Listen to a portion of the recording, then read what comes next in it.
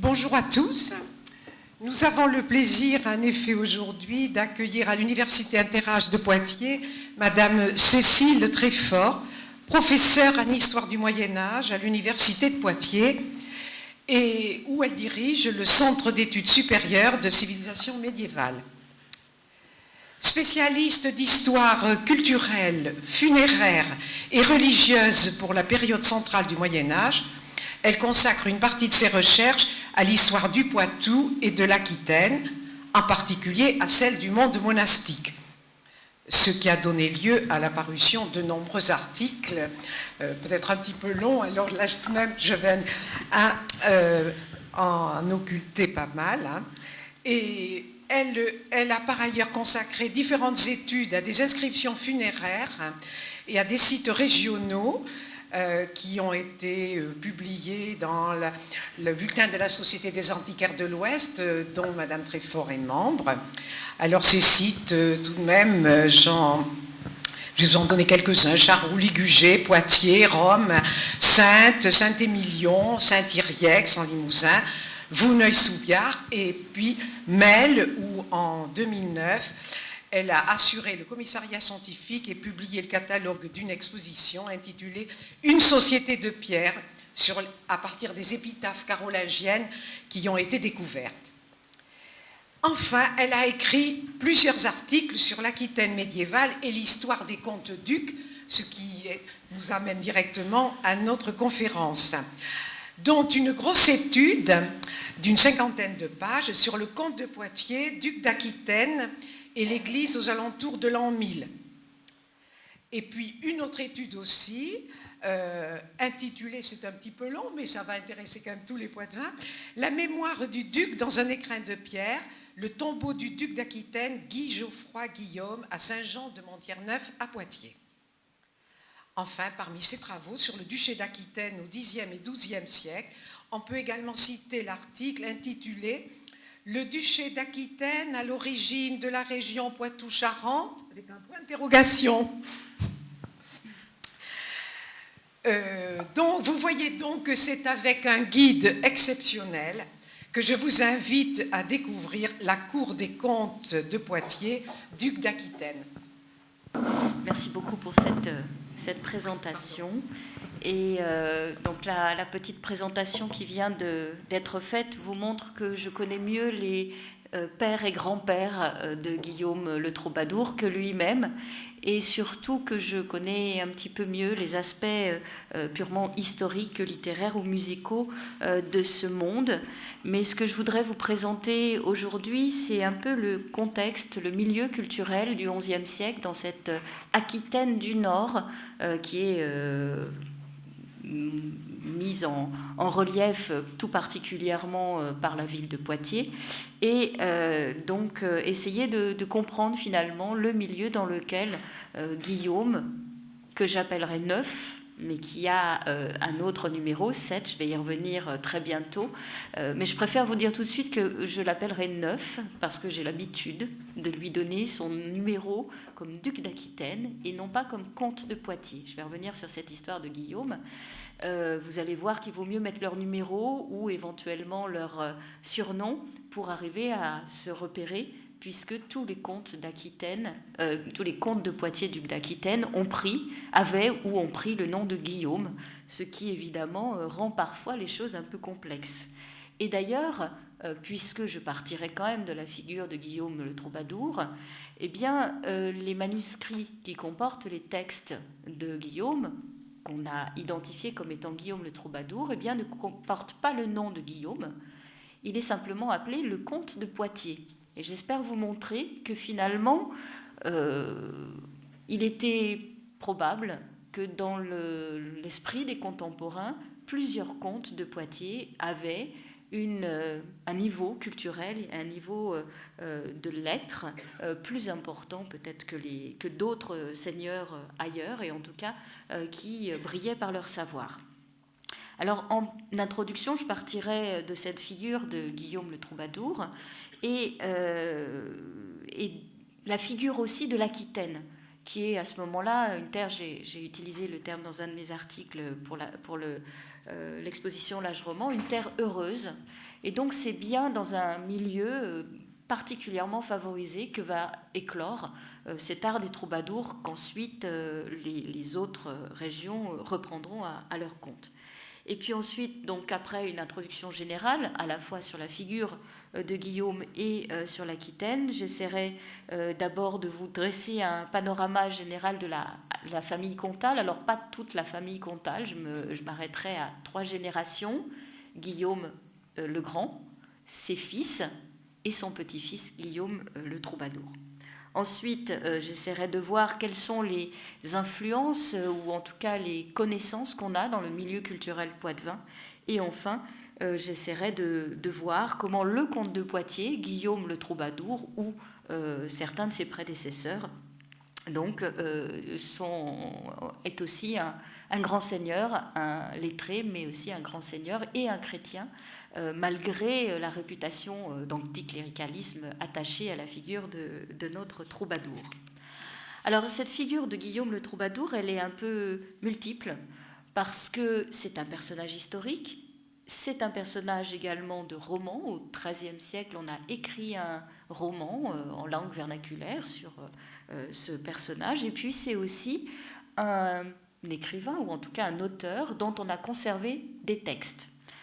Alors, les chroniques contemporaines sont assez critiques envers ce personnage, chroniques qui sont rédigées par des moines en général, et donc qui ont retenu quelques points qui ne leur plaisaient pas forcément. Alors, par exemple, lors d'Éric Vital, qui écrit avant 1135, donc il est contemporain, quasiment contemporain, écrit du duc Guillaume le Troubadour, il fut audacieux, preux et d'un caractère extrêmement joyeux. Dans ses plaisanteries les plus variées, il surpassait même les plus plaisants histrions. On va voir qu'on a d'autres témoignages de sa capacité à faire rire son entourage et à se montrer plaisant convive à un certain nombre d'occasions. Mais évidemment, cet aspect a aussi des revers, et les sérieux clercs du début du XIIe siècle n'apprécient pas forcément sa vie amoureuse tumultueuse, ses relations difficiles avec l'Église, en particulier l'évêque de Poitiers. Guillaume est excommunié 2 fois. Et puis d'autres choses, en particulier sa croisade un peu malheureuse, sur laquelle je reviendrai.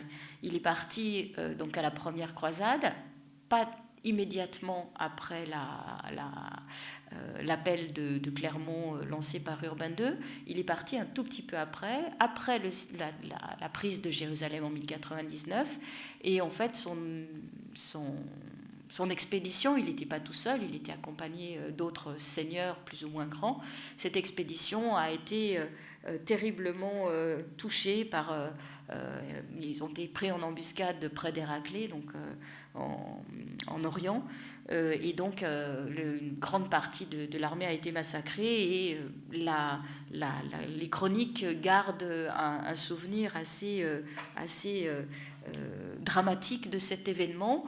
Guillaume participe ensuite au siège d'Ascalon, et puis il revient ensuite à Poitiers, mais sa participation à la croisade est aussi un des éléments qui est mis en lumière dans les chroniques contemporaines. Et on associe ce désastre presque de la croisade au caractère de Guillaume, qui, disent les chroniqueurs, était plus intéressé par les femmes peut-être que par son expédition religieuse. Je prends par exemple Guibert de Nogent, qui écrit pareil dans la premier quart du XIIe siècle, et il dit « Que vous dirais-je du comte Poitevin, qui, outre le grand nombre de chevaliers qu'il proposa de prendre avec lui, amena aussi une multitude de filles ?»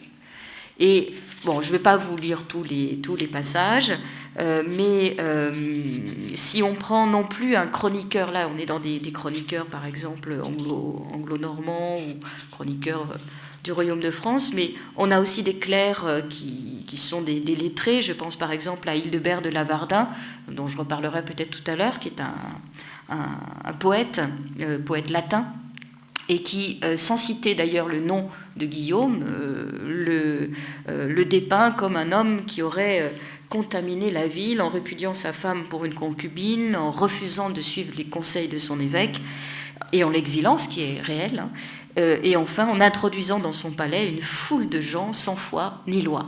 Donc là, c'est une citation un peu difficile. Alors, toutes ces chroniques ont lourdement pesé, évidemment, sur l'image de Guillaume, et il faut ensuite, évidemment, croiser avec d'autres informations pour essayer de rétablir le personnage historique et, par exemple, prendre en compte les actes de la pratique, puisqu'en tant que comte et duc, il a aussi eu une activité politique, une activité de relation avec les seigneurs, avec lesquels parfois il se battait pour les remettre un peu dans le bon chemin du respect de son seigneur. Et il faut évidemment analyser tout ça avec grand soin. Alors là, Guillaume donc, est un personnage historique, je l'ai dit, mais c'est aussi un troubadour qui va entrer à partir du XIIIe siècle dans la série des auteurs qui font partie de ces anthologies qu'on appelle les chansonniers et qui sont rédigées donc, près de 150 ans plus tard et qui comportent aussi une petite vie, la vida de certains de ces troubadours.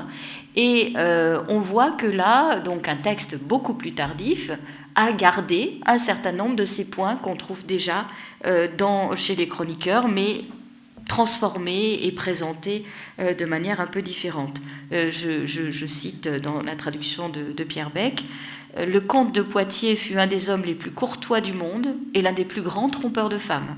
Il fut bon chevalier d'armes et large auprès des dames.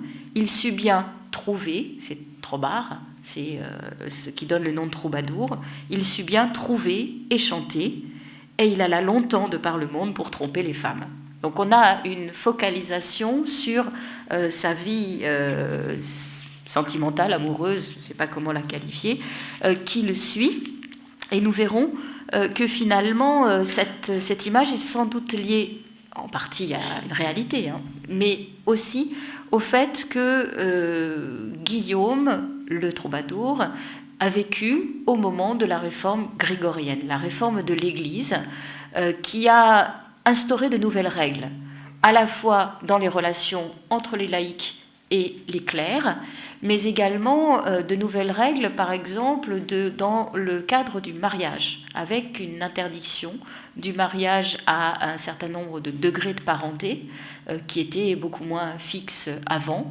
On est dans une période où le mariage devient un sacrement, mais qui ne l'était pas auparavant.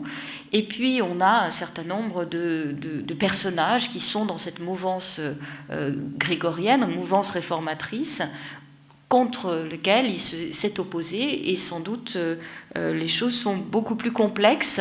Les relations avec l'Église sont beaucoup plus complexes à sa génération qu'aux générations précédentes. Et donc, c'est sans doute un élément à prendre en compte aussi pour comprendre la tradition de ce personnage. Alors, les chansons de Guillaume, j'en parlerai plus beaucoup après, mais elles sont au nombre de 10 ou 11 pièces. Elles sont, puisqu'il y a des problèmes d'attribution, elles ont été transmises par une douzaine de manuscrits. Qui sont tardifs par rapport à lui. Donc on n'a pas de manuscrit qu'on pourrait appeler autographe, on n'a pas le texte qu'il a écrit. Et donc il y a évidemment des problèmes de transmission, et d'autant que, suivant les manuscrits, on a des variantes. C'est-à-dire qu'on n'a pas un texte unique. Et les spécialistes de la question donc essayent de voir quel est, pas forcément le texte original premier, mais en tout cas les raisons de ces variantes. Comme je l'ai dit en introduction, aucun de ces manuscrits ne porte la mention du conte historique, donc un chiffre ou une appellation du conte, et les pièces sont simplement attribuées à un comte de Poitiers. Récemment, George Beach, notre collègue américain, a fait une étude sur l'attribution des poèmes à Guillaume le troubadour. Alors c'est une étude extrêmement intéressante, un peu provocatrice parfois, et ces résultats sont troublants. troublant. Il ne faut pas non plus que ça nous empêche complètement de nous arrêter sur des choses à peu près assurées, mais il évoque par exemple que rien ne prouve que les poèmes du comte de Poitiers aient été connus, ou en tout cas largement connus, au temps même de Guillaume, puisqu'on a des témoignages seulement beaucoup plus tardifs. Pour George Beach, il y a également de bonnes raisons de croire que les auditeurs des chansons ou les lecteurs des manuscrits ne savaient pas de quel comte de Poitiers il s'agissait. D'où la question légitime que je poserai après, c'est-à-dire quelle est la culture du comte de Poitiers au XIe et non pas seulement de Guillaume le Troubadour. Et puis, on ignorait tout de l'attribution à Guillaume IX quand on a redécouvert ses chansons au XVIIe siècle. Donc finalement, c'est un personnage à la fois assez connu, mais qui continue à rester mystérieux, et qui prend une ampleur différente à partir du moment où on le replace dans son contexte politique, culturel, social, religieux de cette époque. Et ce qui renforce l'importance de l'analyse du milieu dans lequel Guillaume a vécu, et a été élevé et a vécu, c'est qu'il y a une conscience, chez les auteurs médiévaux également, qu'il y avait à la cour de Poitiers, ou en tout cas dans le milieu poitevin, une capacité peut-être plus grande que dans d'autres régions à faire des poèmes. Et par exemple, Jean de Marmoutier, qui écrit à la fin du XIIe siècle l'histoire de Geoffroy le Bel, qui est un comte d'Anjou, il raconte comment le sénéchal du comte d'Anjou s'attristait du sort de 4 chevaliers du Poitou qu'il retenait prisonniers. Et le texte dit, il savait qu'il provenait d'un pays, je cite, où composer des rimes vient facilement et presque naturellement à l'esprit. Donc on n'est plus là dans le niveau, la strate la plus haute du monde comtal, mais on est face à des chevaliers. Et donc à ce moment-là, le sénéchal propose de composer des chansons en l'honneur du comte d'Anjou, qu'ils chantent de la fenêtre de leur tour, là où ils étaient enfermés, à la fin du banquet où Geoffroy le Bel était présent. Et le comte, qui était le comte d'Anjou, amateur de poésie aussi, est ému et les libère. Et donc c'est une anecdote, évidemment, on peut prendre avec un peu de prudence, mais qui montre que, alors même à la cour d'Anjou, on pouvait être sensible à la poésie, et puis surtout que la capacité de composer des rimes, des vers, était partagée par un monde plus large que simplement les contes eux-mêmes. Et puis on sait également qu'à la cour de Guillaume, eh bien, il y avait par exemple Èble de Ventadour, Èble II, comte de Ventadour, qui est dit cantator, le chanteur. On n'a gardé aucun texte de lui. Il est vicomte à partir de 1096, donc il est contemporain, vassal, ami, peut-être même rival de Guillaume, au moins en poésie. Et Geoffroy de Vigeois, un chroniqueur limousin, rappelle que Èble aimait, jusque dans sa vieillesse, composer des chansons gaies, Alacritatis Carmina, chanson avec l'alacritas, la joie, et que grâce au charme de ces chansons, il avait gagné les faveurs du comte de Poitiers. Donc on a vraiment, dans cette fin du XIe siècle, un milieu éclairé, un milieu dans lequel la poésie et tous les thèmes qui vont avec tous les thèmes courtois qui vont avec, sont développés. Alors, si évidemment la famille comtale, dont je reparlerai dans un instant, est au cœur de cette production, c'est également parce que l'Aquitaine est, comme je l'ai dit tout à l'heure, une terre favorisée au XIe siècle. Malgré quelques conflits réels avec des grands seigneurs, les comtes de Poitou ont eu une succession dynastique relativement paisible, avec juste une petite question dont je reparlerai tout à l'heure, avec l'emprisonnement par le comte d'Anjou d'un des fils de Guillaume le Grand. Mais pour le reste, les analystes se plaisent à voir dans le Poitou et l'Aquitaine du Nord un espace à la fois paisible, en tout cas en paix, et plutôt opulent, plutôt riche. Alors là, on a également des descriptions qu'il faut toujours prendre avec un peu de prudence, mais des descriptions de l'Aquitaine qui laissent supposer que non seulement elle avait une réputation de terre opulente, mais qu'elle l'était pour une part. Par exemple, Érigé de l'Aube, qui est un chroniqueur de l'actuelle Belgique, à la fin du Xe siècle, livre une description idyllique de l'Aquitaine que je vais vous lire. Poissonneuse dans ses rivières et dans ses fleuves, opulente par ses terres cultivées, douce comme le nectar grâce à ses vignes, comblée en or, en argent et autres ressources métalliques, tirant profit du trafic des bateaux et des ton-lieux, l'Aquitaine, d'autre part, se livre plus que d'autres provinces à l'ardeur de tous les plaisirs, et elle est à la fois belliqueuse et instable par ses hommes aux mœurs farouches. Alors, vous avez là, bon, ça a été très bien étudié, il y a un certain nombre d'éléments qui se retrouvent dans d'autres textes, des textes hagiographiques ou des chroniques. Il y a d'une part la description d'un pays, d'une terre opulente, et d'autre part une prise de position sur le peuple, enfin, en tout cas les hommes qui peuplent cette région. Et je vais vous lire un ou deux autres passages qui ne concernent pas particulièrement Guillaume le Troubadour, dont j'ai parlé tout à l'heure, mais qui finalement rappellent ce que disaient les chroniqueurs cléricaux sur Guillaume. Et c'est une conscience chez les auteurs septentrionaux d'une différence fondamentale de culture au sud de la Loire, dans cette Aquitaine médiévale.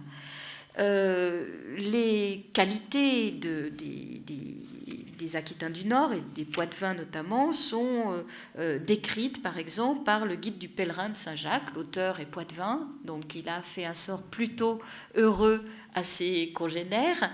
Et en décrivant le chemin que doivent suivre, un des chemins que doit suivre le pèlerin de Saint-Jacques, il décrit non seulement les grands sanctuaires qu'il faut visiter, mais également les populations qu'on croise sur le chemin. Et pour lui, les Poitevins sont des gens vigoureux et de bons guerriers, habiles au maniement des arcs, des flèches et des lances à la guerre, courageux sur le front de bataille, très rapides à la course, élégants dans leur façon de se vêtir, beaux de visage, spirituels, très généreux, larges dans l'hospitalité. Alors,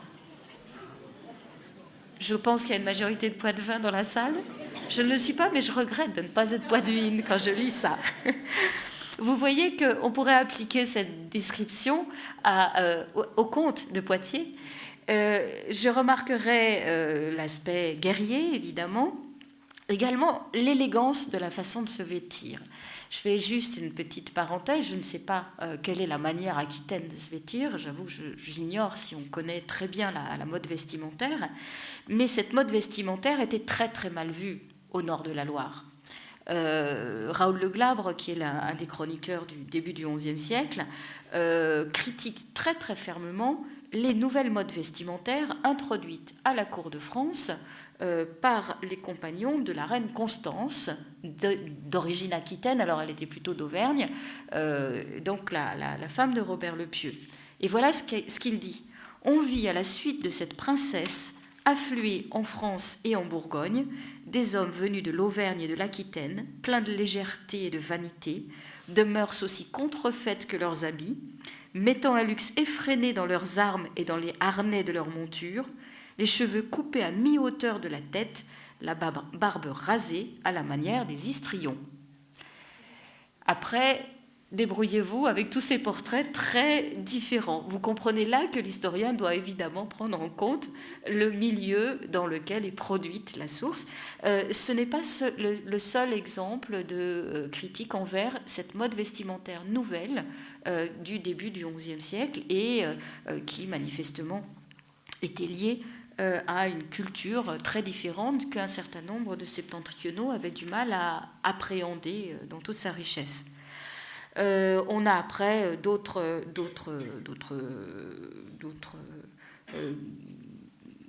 signes d'une opulence et d'un art de vivre assez fastueux. On ne connaît pas grand-chose des banquets et des repas à la cour des comtes.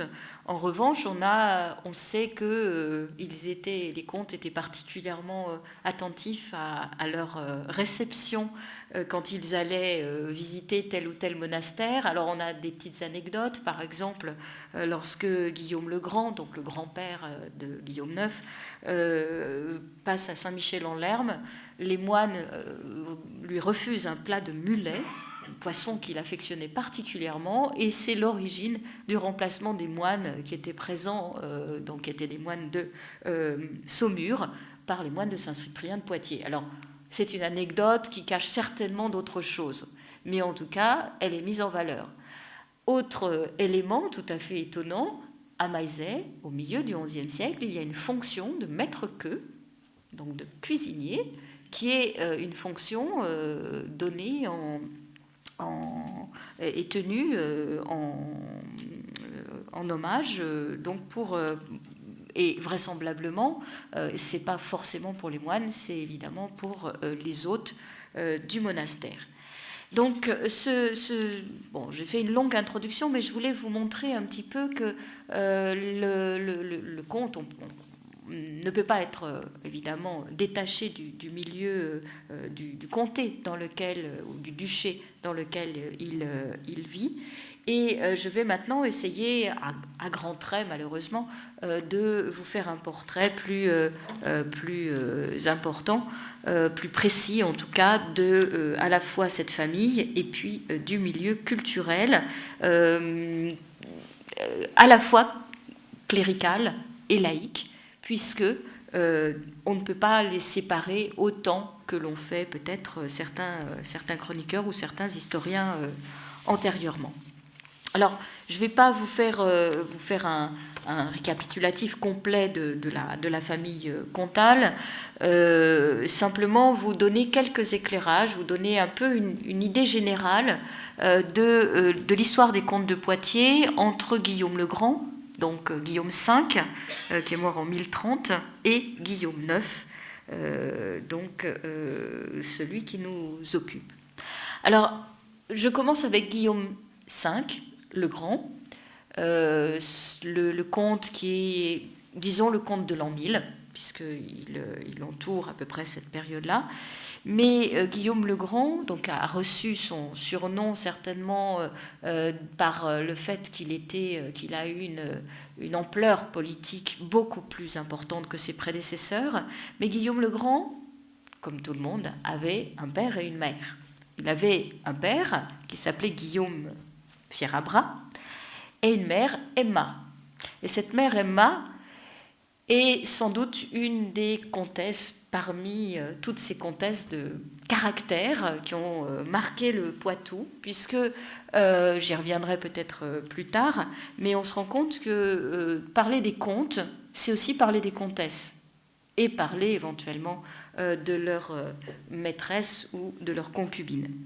En tout cas, les femmes sont très présentes et jouent un rôle extrêmement fort dans l'histoire des comtes de Poitiers, et c'est peut-être aussi un des éléments qui a fait que cette littérature des troubadours a émergé là, préférentiellement à d'autres endroits.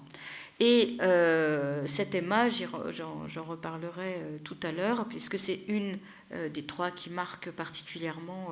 Elle était de grande culture, de haute naissance, fille du comte de Blois, et a marqué certainement la formation de son fils, puisque à la suite de déboires conjugaux, elle est repartie pendant une dizaine d'années chez son père, à la cour de Blois, emmenant le petit Guillaume. Et donc là, je ne vais pas non plus faire toute l'histoire de la famille, mais c'est important de prendre en compte l'histoire familiale, parce que Guillaume le Grand n'a pas été formé à Poitiers. Il a été formé à Chinon, à Blois, avant de revenir à Poitiers, et c'est là qu'il a certainement été en contact plus étroit avec la culture savante, latine, des zones nigériennes, et avec Chartres. Et il a gardé ensuite des contacts très étroits avec Fulbert de Chartres. Alors ce Guillaume le Grand est un personnage qu'on connaît assez bien parce qu'il a été décrit par le chroniqueur Adhémar de Chabannes.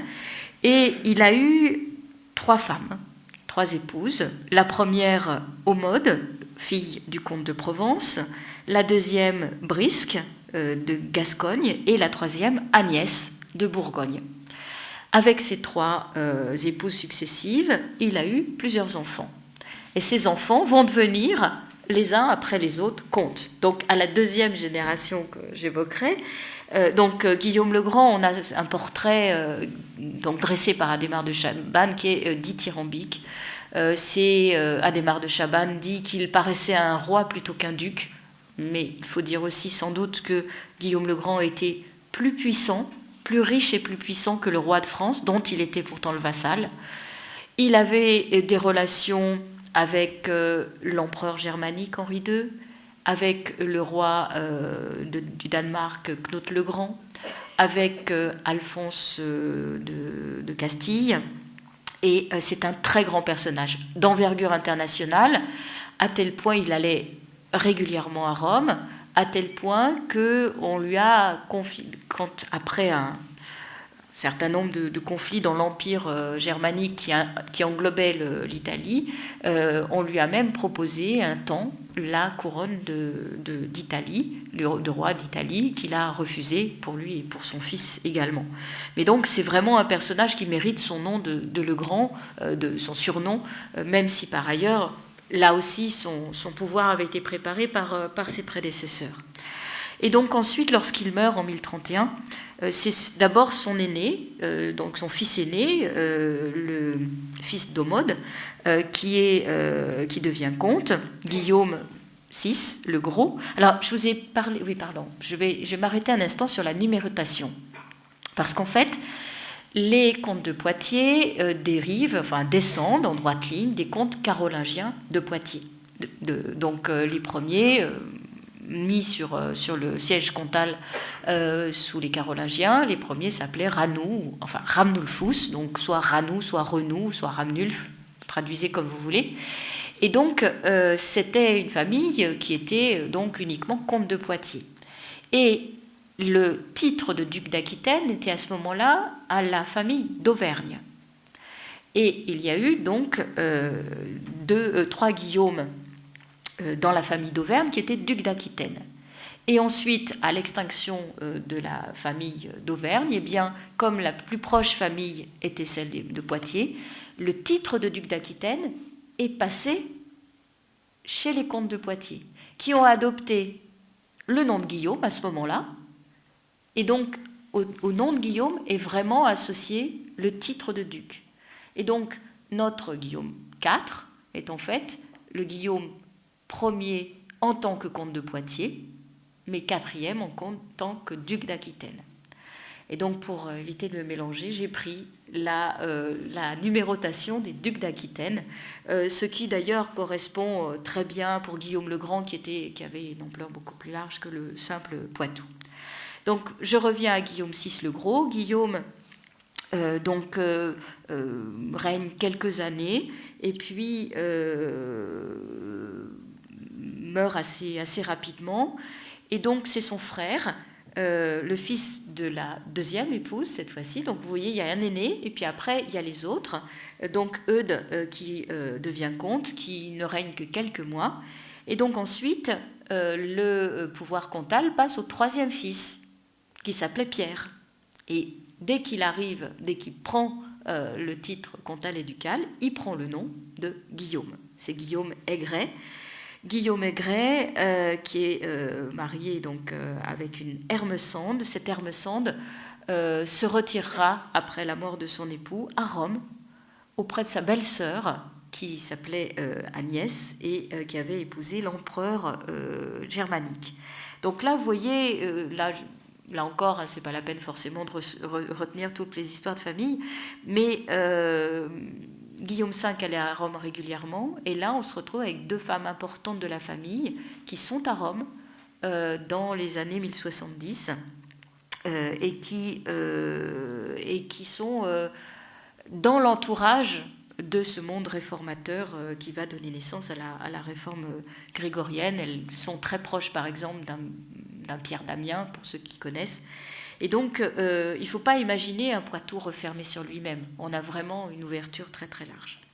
Et puis, lorsque donc Guillaume Aigret meurt, c'est le 4e fils de Guillaume le Grand qui prend sa succession. C'est Guy, de son premier nom, à qui sa mère avait donné le 2e nom de Geoffroy quand elle s'était remariée avec le comte d'Anjou, et qui, lorsqu'il devient comte, prend le nom de Guillaume. Donc c'est Guy Geoffroy Guillaume, celui dont vous pouvez voir le gisant dans l'église de Montier-Neuf, puisque c'est lui qui a fondé le monastère de Montier-Neuf. Alors le gisant est de 1822, hein, mais en tout cas il reprend une tradition plus ancienne. À ce propos, je rappelle que nous ignorons totalement à quoi ressemblaient les comtes de Poitiers. Et même Guy Geoffroy Guillaume. On a cru trouver sa sépulture en 1822, mais en relisant les procès-verbaux de découverte, on se rend compte que manifestement c'était plutôt un abbé moderne qu'un comte du XIe siècle qu'on a trouvé. En tout cas, ce Guy Geoffroy est un personnage assez important. Il est lui aussi marié 3 fois, mais il n'aura qu'un fils, Guillaume le Grand, pas le Grand, Guillaume le Troubadour. Guy Geoffroy, parmi toutes les choses qu'il a fait, on peut rappeler qu'en particulier, il a participé aux expéditions militaires en Espagne pour la reconquête des territoires pris par les musulmans. Et il gagne notamment, il est présent à la bataille extrêmement célèbre à ce moment-là de Barbastro en 1064, prise de Barbastro qui marque vraiment les débuts de la reconquête en Espagne et dont apparemment on a ramené un très riche butin, y compris des esclaves, et vraisemblablement dans ces esclaves il y avait des musiciens, des musiciennes arabo-andalouses. Et c'est un élément qui est noté en général parce que le lien avec ce monde arabo-andalou est fait aussi par ce biais-là. Et Guy Geoffroy, après avoir eu 2 premières épouses, répudie sa 2e épouse, Mathéode, pour se marier avec Odéard de Bourgogne, qui est sa cousine, au, je ne sais plus, 3e ou 4e degré, je ne sais plus exactement. Et à ce moment-là, je vous ai dit tout à l'heure qu'on est en pleine réforme grégorienne, ou presque, et à ce moment-là se pose le problème de la légitimité de son fils. Donc le futur Guillaume le Troubadour, et Guy Geoffroy est obligé d'aller à Rome rencontrer le pape et pour obtenir au moins la reconnaissance de la légitimité de son fils. Le pape lui accorde de cette reconnaissance, mais en lui demandant en particulier de fonder Montier-Neuf, un monastère, et de se séparer de son épouse. Manifestement, il ne le fera pas, il restera quand même avec elle, et on peut se dire qu'à cette génération-là, il n'est pas excommunié, mais une génération après, son fils, lui, pour des questions assez semblables, finalement, peut-être poussées à l'extrême par le caractère un peu entier de Guillaume le Troubadour, eh bien, on aurait eu une fin différente. En tout cas, donc, Guy Geoffroy n'a qu'un fils, et lorsqu'il meurt en 1086, Guillaume, donc notre troubadour, a 15 ans. Il devient quand même comte de Poitiers, duc d'Aquitaine. Il portera à ce moment-là le nom de le Jeune, Junior. C'est Guillaume le Jeune cette appellation qu'on trouve dans plusieurs chartes. Et c'est ce personnage haut en couleur que j'ai déjà évoqué il y a quelques instants. Il est d'abord marié avec la fille de Foulque le Réchin, qu'il répudie, qui se remariera après avec le comte de Bretagne. Et il se marie ensuite avec Philippi, veuve du roi d'Aragon et sœur du comte de Toulouse, avec qui il aura un certain nombre d'enfants. Et c'est donc cette malheureuse Philippie qui sera abandonnée lorsque Guillaume s'éprend de manière passionnée de la vicomtesse de Châtellerault, dont on n'a pas forcément le nom, parfois on l'appelle Dangerosa, dangereuse, ou la Maubergeonne. En tout cas, c'est une histoire qui ensuite va être montée dans des textes littéraires. Ce qu'on peut retenir aussi de lui, c'est qu'il participe effectivement à la croisade, j'en ai parlé tout à l'heure, à la première croisade, et également, après son retour à Poitiers, il repartira quelques années après en Espagne, où là aussi, comme son père, il gagne une bataille importante en 1120. Et c'est donc de lui que naît Aliénor. Comme il n'a qu'une fille, c'est sa fille Aliénor qui deviendra comtesse de Poitiers. Alors, dans cette présentation générale, j'ai évoqué très très rapidement des figures féminines, parce que les comtes de Poitiers ont dû être, pour une grande part d'entre eux, des personnages de caractère. Mais les femmes aussi. J'ai parlé tout à l'heure d'Emma. Alors Emma, on a son histoire qui est racontée par un clerc, le Pierre, chroniqueur de Maillezais, qui écrit la chronique de Maillezais, et qui raconte entre autres, donc Maillezais a été fondé par Emma, la mère de Guillaume V, et le moine de Maillezais raconte que Guillaume Fierabras, le père de Guillaume le Grand, avait une maîtresse dans les entourages, ou peut-être la vicomtesse de Thouars. Et donc sa femme, Emma, contrairement à Philippie qui rentrera au monastère de Fontevraud, Emma, elle, a tout autre caractère, elle est peut-être plus jeune aussi, plus vive, et en tout cas plus impulsive.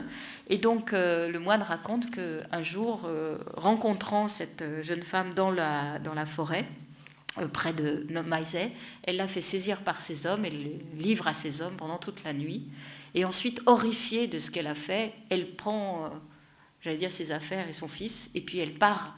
Elle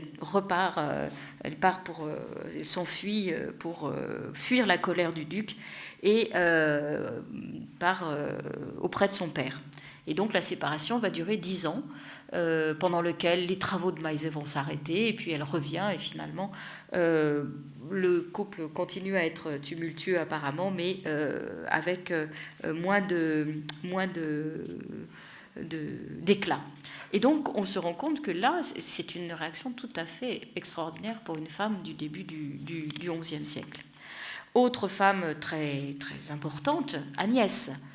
Donc Agnès de Bourgogne, j'en ai parlé tout à l'heure, donc c'est la troisième femme de Guillaume le Grand. Elle était beaucoup plus jeune que lui, et donc elle lui survit longtemps. Après la mort de Guillaume le Grand, elle épouse Geoffroy Martel, le comte d'Anjou, et elle va œuvrer toute sa vie pour que ses fils, qui sont les deux derniers, deviennent comtes à leur tour, et elle réussit à marier sa fille, Alla, ou peut-être Agnès, elle a les deux noms, elle a réussi à la marier à l'empereur germanique, ce qui est quand même un très beau mariage, et on imagine une femme très très ambitieuse et là aussi de caractère. Elle finira sa vie à Notre-Dame-de-Sainte, qu'elle a fondée en 1049. Et puis évidemment, parmi les femmes qui ont marqué l'histoire des comtes de Poitou, il y a aussi cette vicomtesse de Châtellerault que j'évoquais il y a un instant. Et donc, cette histoire familiale, c'est une histoire d'hommes, de femmes, évidemment également de politiques matrimoniales liées à des politiques territoriales. Et vous voyez, par les mariages, par les affinités, par les échanges protocolaires, les échanges de cadeaux, les échanges d'ambassades, ces comtes de Poitiers étaient en lien avec le monde septentrional, avec le monde impérial, l'empereur germanique et l'Italie, qui faisait partie de l'Empire, avec Rome, dans sa version cléricale, avec le toulousain, avec l'Espagne. Donc un monde vraiment très très large qui laisse supposer des influences multiples, des découvertes multiples, et puis l'envie peut-être d'aller au-delà des simples frontières du Poitou. Alors, vous avez déjà un peu une idée, je pense, de ce milieu culturel qui est celui des contes de Poitiers.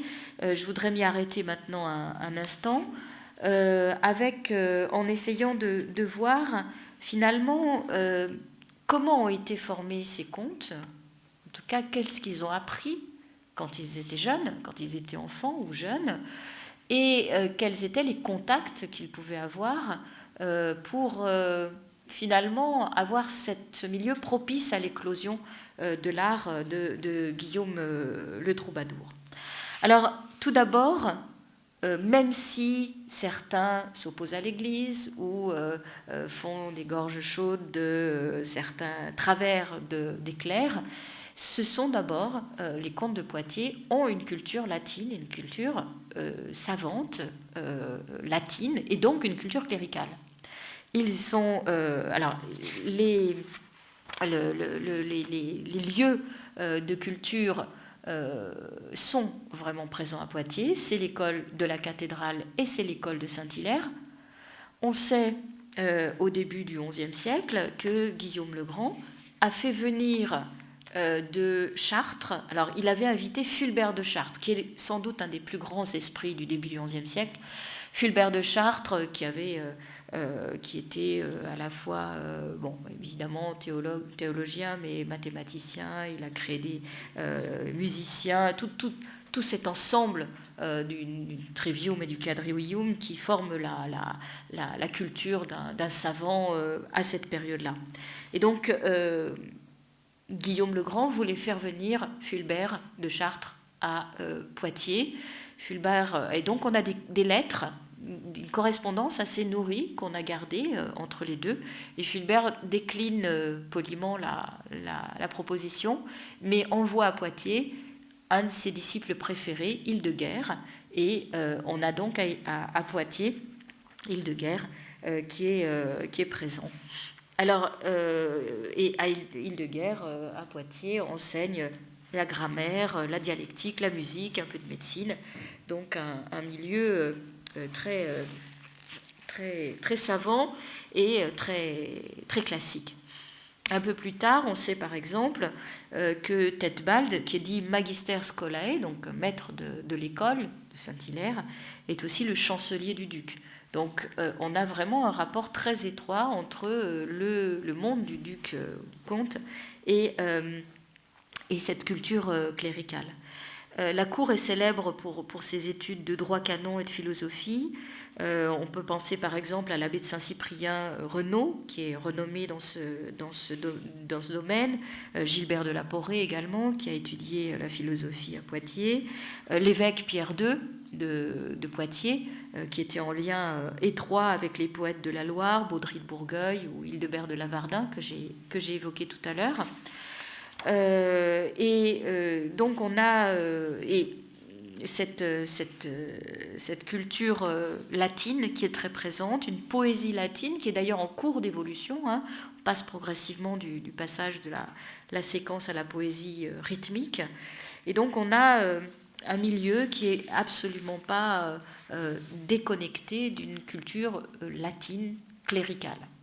Ceci dit, au XIe siècle, on voit également changer, s'enrichir, disons, cette culture, s'enrichir à la fois de genres nouveaux et d'une langue nouvelle.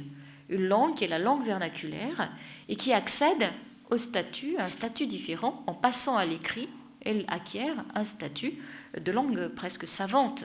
Et la langue de Guillaume le Troubadour est une langue savante. Ce n'est pas la langue parlée tous les jours dans la rue, c'est une langue qui est déjà évoluée et qui est d'ailleurs commune avec d'autres formes, en particulier avec des chartes contemporaines. Alors, parmi ces genres nouveaux, il y a, on peut les trouver dans le milieu ecclésiastique lui-même. Et on a fait souvent le rapprochement entre la création de Guillaume le Troubadour, et les tropes, c'est-à-dire des genres musicaux littéraires qu'on trouve en particulier à Saint-Martial de Limoges. Saint-Martial de Limoges était dans l'orbite des comtes de Poitiers. Et on a en particulier un manuscrit qui est réalisé à l'extrême fin du XIe siècle, dans les années 1096-1099, et qui comprend un certain nombre de pièces qui sont appelées versus, vers, et c'est d'ailleurs comme ça que Guillaume le Troubadour, enfin en tout cas le comte de Poitiers, les manuscrits du comte de Poitiers nomment ces pièces.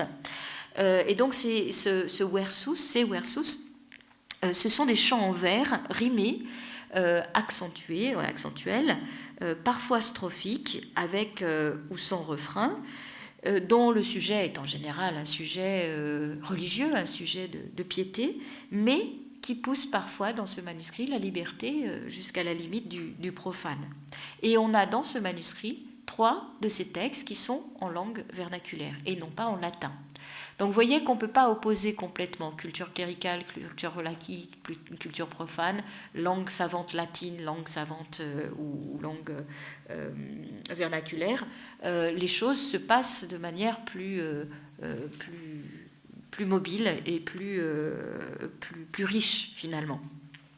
Et dans ces tropes limousines, on a des analogies avec ce qu'expriment les troubadours, l'évocation du printemps, l'insistance sur le gaudium, cette joie, cette exultation qui est liée évidemment à des thèmes religieux pour l'Église, mais qu'on va retrouver chez les troubadours avec le joy.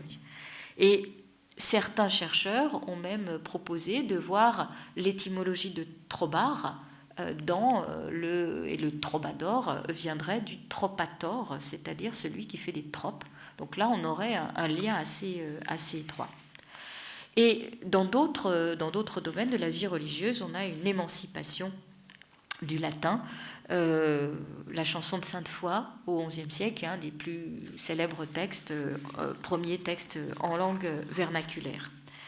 Et on a également d'autres genres littéraires qui sont connus à la cour de Poitiers, en particulier ce qu'on appelle la matière de Bretagne, la légende de roi Arthur, Chrétien III, ses continuateurs, et on sait par des chroniqueurs qu'à la cour de Poitiers étaient en particulier passaient des bardes, par exemple Vauchier de Denain, dans la seconde continuation du Conte de Graal, donc rédigé vers 1200, dit « Je veux vous exposer les gestes de Perceval, ainsi que les raconte Blédry, qui fut né et engendré au pays de Galles. Je rapporte son conte, qu'il récitait au comte Guillaume IX de Poitiers, qui aimait cette histoire et qui la gardait plus qu'aucun autre en mémoire. » Et donc la geste du roi Arthur est connue à la cour de Poitiers et elle est apportée par... alors ce Blédry est connu par ailleurs, c'est un des plus célèbres bardes gallois, chanteur polyglotte, qui est passé à la cour de Poitiers et dont on a gardé des traces. Et d'ailleurs, une analyse des cartulaires poitevins faite par Pierre Gallet avait permis d'observer l'adoption du prénom Gauvin dans l'aristocratie locale à partir des années 1090, qui laisse supposer effectivement une pénétration de cette littérature nouvelle dans le milieu poitevin. Donc un milieu qui est propice à des nouveautés dans le genre musical, dans le genre littéraire et dans les contenus également qui sont développés.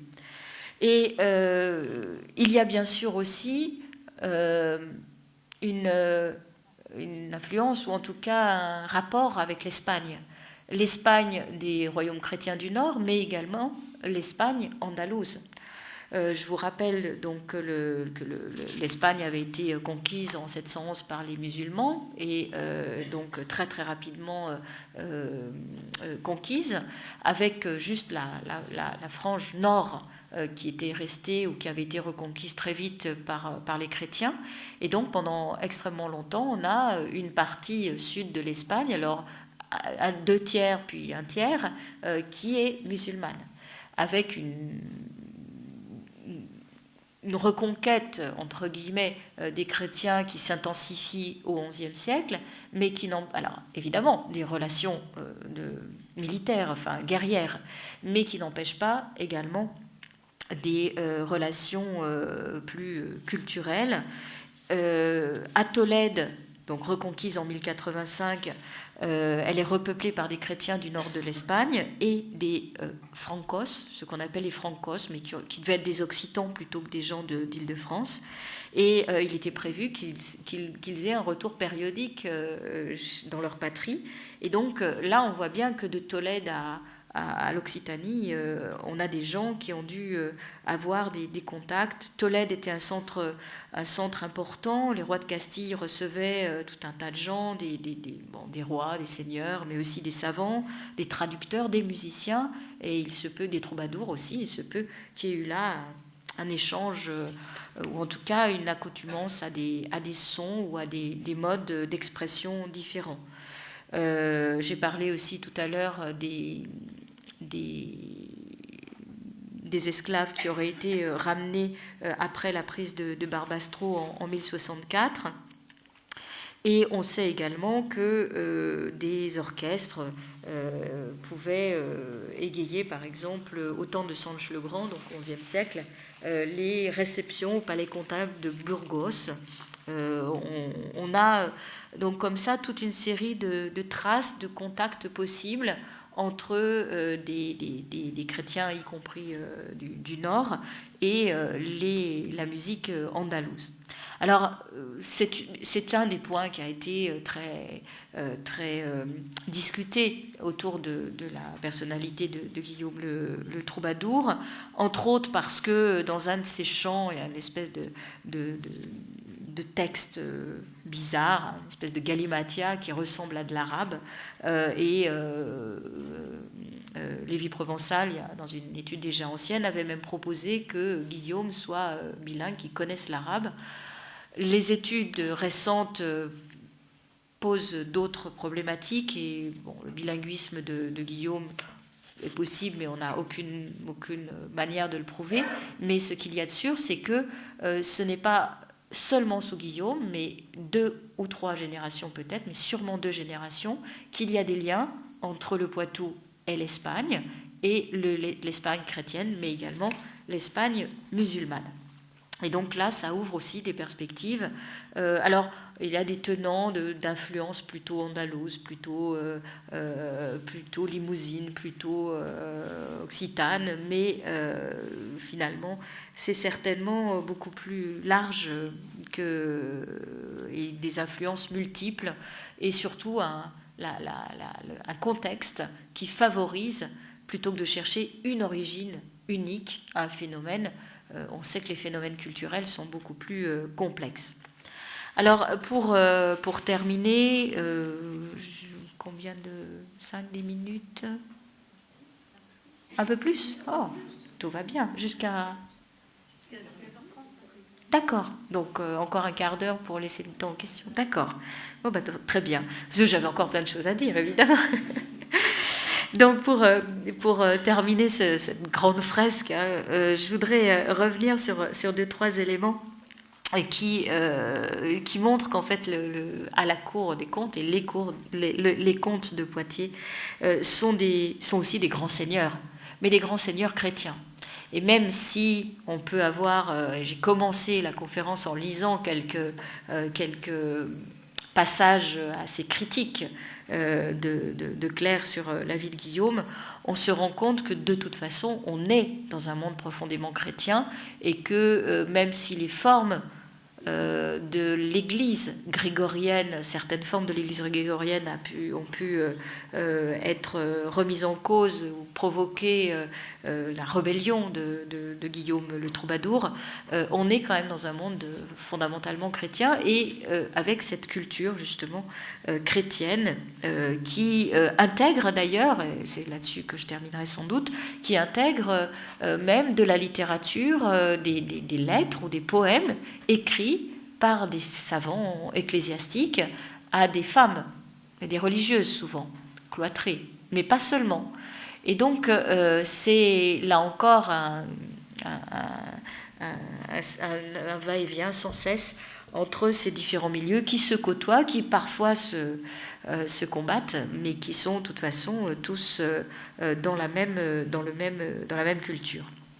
Alors, pour dresser ce dernier panorama, pour compléter le panorama que j'ai commencé à montrer, je voudrais revenir sur 2-3 choses. D'une part, le fait que ce n'est pas seulement Guillaume le Troubadour, mais même ses prédécesseurs, ses ancêtres, qui aimaient les mots, qui aimaient écrire, qui savaient écrire. On a toujours l'image d'un Moyen-Âge où illettré, alors bon, je vous passe sombre, etc. Mais il est vrai que la culture écrite, en particulier au XIe siècle, était d'abord une culture ecclésiastique.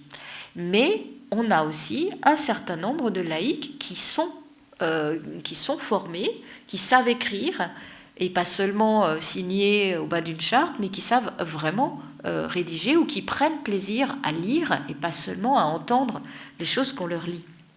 Et on peut remonter précisément à Guillaume le Grand, que j'affectionne particulièrement, mais c'est aussi parce qu'on a beaucoup de sources sur lui, contrairement à d'autres. Et donc, on connaît Guillaume le Grand aussi par sa production écrite. Alors, il ne les a pas chantés, ces textes, mais le portrait dressé par Adhémar de Chabannes est corroboré par la conservation, dans la correspondance de Fulbert de Chartres, que j'évoquais tout à l'heure, de plusieurs lettres que Guillaume le Grand a lui-même écrites à certains de ses correspondants. Alors, là aussi, hein, comme pour les chansons de Guillaume le Troubadour, on n'a pas de texte autographe. C'est un recueil épistolaire qui a été composé, et heureusement qu'il a écrit et qu'il était proche de Fulbert, puisque c'est dans la correspondance de Fulbert qu'on a gardé toutes les lettres de Guillaume le Grand.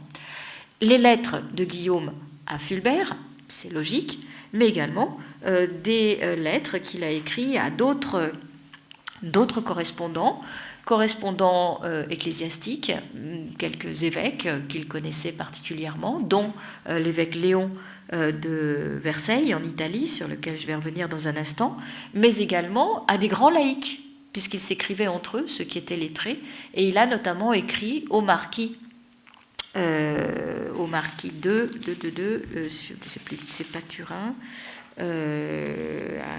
ça va me revenir, j'ai perdu ma note.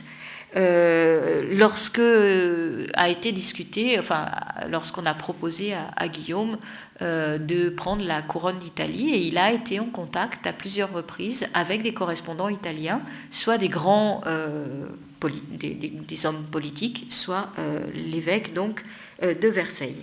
Alors j'ai extrait un tout petit bout de cette lettre de Guillaume le Grand à Léon de Versailles, parce que on a souvent parlé de caractère ironique, de la dérision maniée avec beaucoup de prestance par Guillaume le Troubadour, mais on voit que l'humour, voire l'ironie, n'était pas absente de ses prédécesseurs, même si c'est rare de le trouver.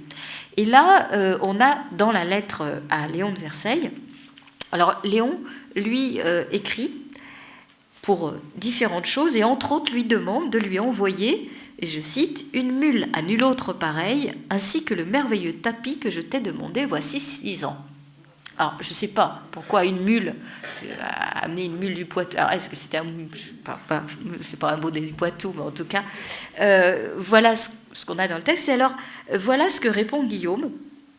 Alors, bon, il lui explique qu'il n'a pas pu lui envoyer sa mule et son tapis. Et il lui dit, dans nos contrées, on ne trouve pas de mule avec des cornes ou encore avec 3 queues ou 5 pattes, ou bien quelque chose de ce genre, pour que je puisse t'affirmer qu'elle est sans pareille. Mais dès que je pourrai, je t'en ferai parvenir une excellente, etc., etc.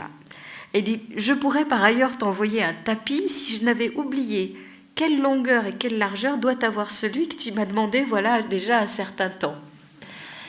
Puis après, il dit, bon, dans notre entretien ci-dessus, nous venons de plaisanter avec toi, Seigneur Léon, frère bien-aimé, maintenant nous allons parler sérieusement. Et là, effectivement, il reprend le fil de son texte, et là, il règle un certain nombre d'affaires autrement plus sérieuses. C'est très étonnant, parce qu'on est dans un recueil épistolaire, Souvent, quand on a recueilli les lettres d'un grand personnage, c'est soit pour qu'elles servent de modèle à d'autres lettres, soit qu'elles soient prises pour des éléments de réflexion, de méditation, etc. Et donc de trouver ça dans une lettre, on voit bien sans doute la proximité qu'il avait, la proximité avec cet évêque, parce qu'il peut manier l'ironie sans risquer de froisser son correspondant, et en même temps c'est tout à fait étonnant. Je ne sais toujours pas cette histoire de mules et de tapis. Je suis pas... Les tapis du Poitou étaient-ils aussi réputés que ça au XIe siècle, au Xe, oui, fin 1025, au XIe siècle, je ne sais pas. En tout cas, donc, on ne nous dit pas de Guillaume le Grand qu'il était joyeux, qu'il faisait rire ses camarades, etc. Il avait certainement de l'humour et le maniait de manière différente. Et malheureusement, on n'en a plus beaucoup de traces. Et ce n'est pas le trait principal qu'on a gardé de lui. Et heureusement qu'on a cette correspondance par ailleurs. Guillaume, lui, Guillaume le troubadour, aime également à plaisanter, il aime à faire rire son auditoire. Ordéric Vital, que j'ai cité tout à l'heure, donc chroniqueur anglo-normand, raconte qu'au retour de la croisade, Guillaume se plaisait à raconter, donc je cite, devant les princes, les grands et les assemblées chrétiennes, en vers rythmiques, avec de joyeuses modulations, les misères de sa captivité. Et à un autre endroit, on raconte qu'il faisait rire tout son entourage. Et certaines études littéraires ont pu également montrer que dans ces textes, il glissait des allusions, alors plus ou moins cachées, parfois certaines assez évidentes. Rita Lejeune a étudié en particulier la manière dont, dans une de ces pièces, sans doute une des plus scabreuses, où deux dames accueillent un homme qu'elles croient muet, et donc après avoir bien vérifié qu'il était muet, en le mettant à l'épreuve d'un charroux qui aurait dû lui tirer des hauts cris, étant sûre qu'il est muet, ensuite elle passe du bon temps avec elle pendant plusieurs jours. Il passe, ce temps-là, elle étant persuadée qu'il ne pourra rien raconter. Et donc la scène...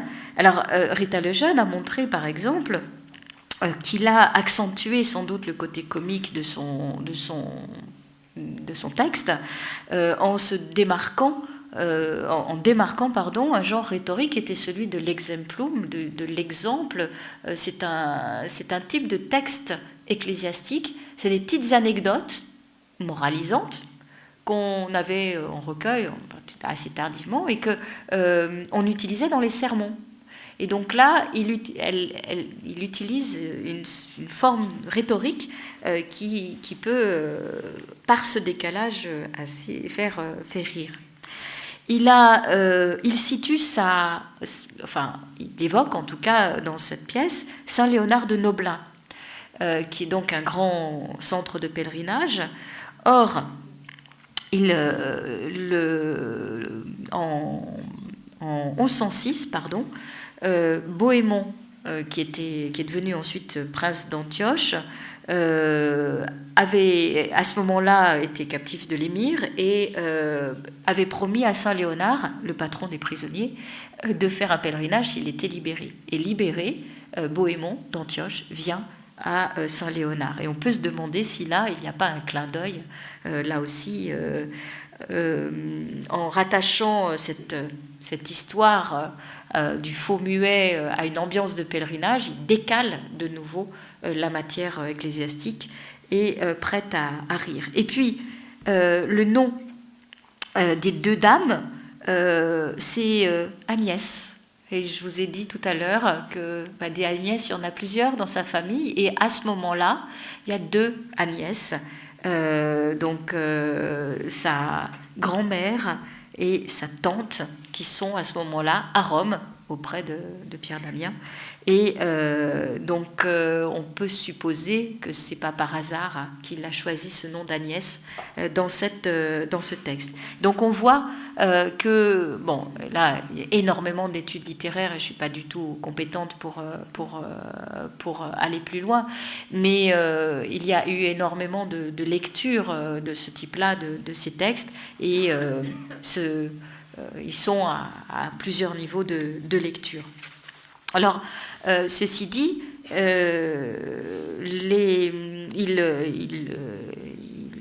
a apparemment une relation un peu complexe, ambiguë, avec le monde ecclésiastique. Il a été excommunié donc 2 fois. La première fois en 1114 par Pierre II, l'évêque de Poitiers. Et là, les chroniqueurs rapportent que la scène a été assez violente. Alors, on ignore pourquoi la première fois il est excommunié, mais il se rebiffe, il brandit une épée dans l'église et il provoque Pierre, l'évêque de Poitiers, en lui disant « Tu mourras si tu ne m'absous pas ». Et donc, l'évêque, finalement, l'excommunie quand même, et lui dit ensuite « Vas-y, remplis ta promesse ». Et le comte, s'étant calmé, lui répond que ce n'est pas grâce à lui qu'il entrera au ciel. Donc, il ne touche pas l'évêque, mais il l'envoie en exil, il l'enferme dans son château de Chauvigny, et Pierre II mourra en exil à Chauvigny. Et donc la deuxième fois où il est excommunié par le légat pontifical Girard d'Angoulême à cause de sa liaison avec la vicomtesse de Châtellerault. Donc il brave les excommunications, il réagit extrêmement violemment, il critique les clercs également, mais il a également participé à des fondations religieuses. Alors, c'était une tradition chez les comtes de Poitiers, les comtesses d'ailleurs aussi, de fonder des monastères. Emma a fondé Maizet, Guy Geoffroy a fondé Montier-Neuf, Agnès de Bourgogne a fondé Notre-Dame de Sainte, pardon. On a beaucoup de fondations ou de soutien à des grandes abbayes. C'est moins évident, c'est moins connu, c'est moins évident aussi pour Guillaume le Troubadour, mais on sait quand même qu'après avoir été blessé à Saint-Jean-d'Angély, à Taillebourg, il est reçu à Saint-Jean-d'Angély pour être soigné, et là il reçoit la visite de parentes, disons, deux tantes, une tante et une cousine, et qui sont toutes les deux religieuses à Saintes, et il fait des donations importantes à Saintes. En 1107, après son retour de croisade, il fonde également, par personne interposée, en tout cas il soutient très fermement la fondation de la Maison-Dieu de Montmorillon, qui est fondée donc par Robert, qui était seigneur du Puy, près de Persac, et qui était un compagnon de croisade. Et donc Guillaume va soutenir cette fondation. Et puis c'est lui aussi, Guillaume, qui donne à un certain Fouchier une terre inculte près de l'océan, au bout des terres, orbis terrarum, pour fonder un monastère, ce qui deviendra le monastère de l'Orbestier. Et donc on a là quand même quelques traces d'une piété personnelle, mais qui avait peut-être des formes d'expression différentes de celles d'avant. On a également discuté de ses liens avec Robert d'Arbrissel. Robert d'Arbrissel, alors c'était un personnage qui avait déjà une importance assez grande avant qu'il ne parte à la croisade, et puis lorsque Guillaume revient de la croisade, eh bien, sur ces terres, il trouve plusieurs fondations religieuses. Il trouve en particulier Grandmont, qui a été fondé par Étienne de Muret. Il tombe Fongombo, qui a été fondé par Pierre de l'Étoile, et surtout Fontevraud. On est sur les terres du comte de Poitiers, et on est d'ailleurs encore dans le diocèse de Poitiers, Fontevraud, donc fondé en 1101, protégé par l'évêque de Poitiers Pierre II, qui obtient d'ailleurs du pape une confirmation. Et donc Robert Darroussel est aussi un homme qui séduit par la parole. C'est un prédicateur. Et il attire à lui tout un tas de gens, dont des femmes. Et Fontevraud est un monastère double qui est confié par Robert Darroussel à une femme pour être dirigée. Et donc c'est quelque chose de tout à fait révolutionnaire. Et vous voyez qu'on est dans les mêmes années. Alors c'est peut-être des expressions différentes, mais on a un statut féminin qui évolue. Et à Fontevraud vont trouver refuge, ou en tout cas vont rentrer deux proches, très proches, de Guillaume le Troubadour, puisque sa première épouse, Ermengarde, qu'il avait répudiée et qui s'était remariée avec le duc de Bretagne, eh bien, rentre à Fontevraud, et vers 1112, et vers 1115, c'est Philippa, l'épouse délaissée pour la vicomtesse de Châtellerault, qui rentre aussi à Fontevraud avec leur fille Odéarde. Et donc, dans les années 1115, on a à Fontevraud deux anciennes épouses de Guillaume et sa fille. Et évidemment, ça ne peut pas être anodin. Alors, il a aussi, il a été en rapport avec Urbain II et d'autres, le pape, qu'il a reçu d'ailleurs. Guillaume était à Clermont au moment de la prédication de la croisade, il n'est pas parti tout de suite. Il a accueilli Urbain II dans ses terres. Urbain II, vous savez, a fait tout un tour, il a consacré en particulier un certain nombre de lieux, et Urbain II a consacré un hôtel à Montier-Neuf, un hôtel à Charroux, il est passé à Saint-Jean-d'Angély, enfin il a fait vraiment un grand tour, et là sans doute il en a profité pour prêcher la croisade. Beaucoup de Poitevins ont dû partir, mais le comte de Poitiers n'est pas parti, et il a fallu que Jérusalem tombe pour que ça le décide finalement à se dire je veux participer aussi à l'aventure, aventure si l'on peut dire, mais en tout cas ces rapports avec Urbain II ont été analysés également sous le rapport de la stratégie politique, puisque n'étant pas parti à la croisade en 1096, eh bien, il a profité de l'absence de Raymond de Saint-Gilles, le comte de Toulouse, le compétiteur pour le Toulousain, qui lui était parti à la croisade, et Guillaume en a profité pour aller envahir le Toulousain. Et donc on a une stratégie politique parfois assez complexe. Alors, pour terminer, j'évoquerai simplement le fait que, avec toutes ces présentations, eh bien, vous avez compris qu'on ne peut ni identifier une influence majeure chez Guillaume qui aurait justifié l'émergence de ces chansons, ni gommer complètement le fait que des choses nouvelles avaient été préparées par les générations précédentes. On a un milieu culturel qui associe des connaissances et des modes de pensée et d'expression à la fois de type ecclésiastique, liés à la littérature latine, de type plutôt profane, ou semi-profane, semi-paraliturgique, des chants d'église qui évoluent, une langue nouvelle, ou en tout cas une langue qui accède de manière nouvelle au statut d'écrit et qui devient langue à la fois d'expression musicale, mais également d'expression littéraire. Et donc c'est dans ce XIe siècle qui a vu également, j'aurais pu le dire au départ, je le dis en conclusion, c'est pas mal non plus, qui a vu quand même la floraison de l'art roman. On est dans ce milieu-là. On a des châteaux, on a des églises romanes qui sont construites dans tous les coins du Poitou.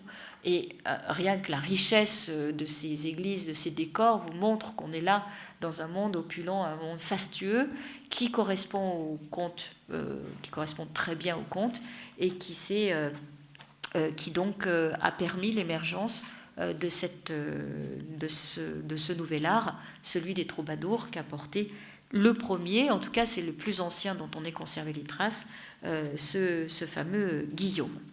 Voilà, et donc je terminerai avec ça en vous signalant que si vous voulez en savoir un tout petit peu plus rapidement sur les troubadours et les trouvères, dans le cadre d'un colloque organisé par le CESM en ce moment même sur texte et musique.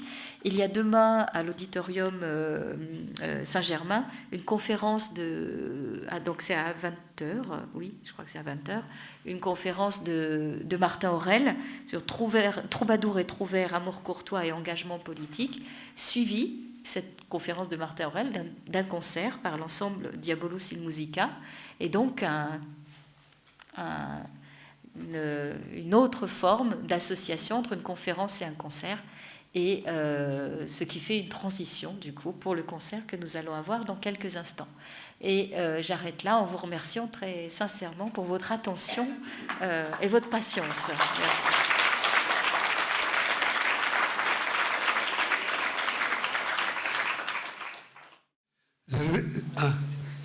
Excusez. C'est très bon. J'avais voulu savoir si on connaît les raisons du refus de Guillaume de la couronne d'Italie. Des raisons précises. Alors, il évoque dans ses lettres qu'il a pris l'avis de quelques personnes qui connaissaient en Italie, notamment donc le marquis Manfred et quelques évêques, et que tous n'étaient pas convaincus de l'opportunité ou en tout cas de la pertinence du choix. Et je pense qu'il avait lui-même réfléchi que c'était un milieu trop complexe puisque c'était le royaume d'Italie à l'intérieur de l'Empire germanique. Et donc c'est un milieu très, très compliqué. Mais il le décrit, je n'ai pas regardé très, très attentivement, mais il explique qu'il a demandé et que tout le monde n'étant pas d'accord sur cette proposition, il préfère décliner l'invitation. Est-ce qu'en Italie, on peut trouver des écrits de Guillaume sur quelques personnages italiens? Non, il n'y a pas de... on n'a pas d'autres sources... parce que c'est conservé... Là, ces lettres sont conservées dans les textes de Fulbert. Vous avez parlé des échanges épistolaires entre les contes et des personnages importants. Est-ce qu'il y a des échanges avec les femmes? Je ne crois pas qu'il y en ait dans la correspondance de Fulbert. Il faudrait que je vérifie, mais je ne crois pas. Mais par contre, on a des correspondances avec certaines femmes. J'ai parlé tout à l'heure d'Hildebert de Lavardin, des gens comme ça, ou Pierre Damien. Pierre Damien a une correspondance épistolaire avec les deux Agnès dont j'ai parlé également, qui étaient à Rome. On a donc alors ça peut être des religieuses, mais c'est aussi des femmes de l'aristocratie.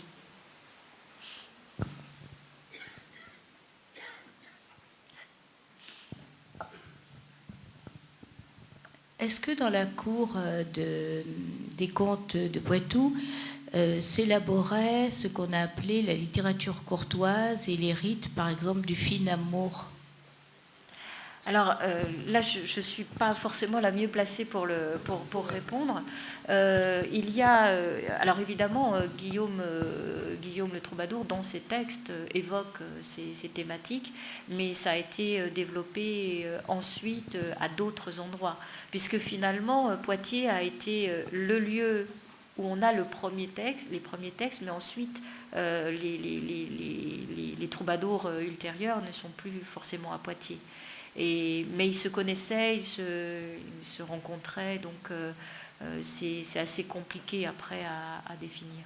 Il y a un certain nombre de thématiques qui apparaissent dans les textes de Guillaume, qui apparaissent pour la première fois, mais qui étaient peut-être déjà en germe avant, ou où on a perdu les sources. Et puis ensuite, ces thématiques courtoises s'affinent et prennent des formes variées.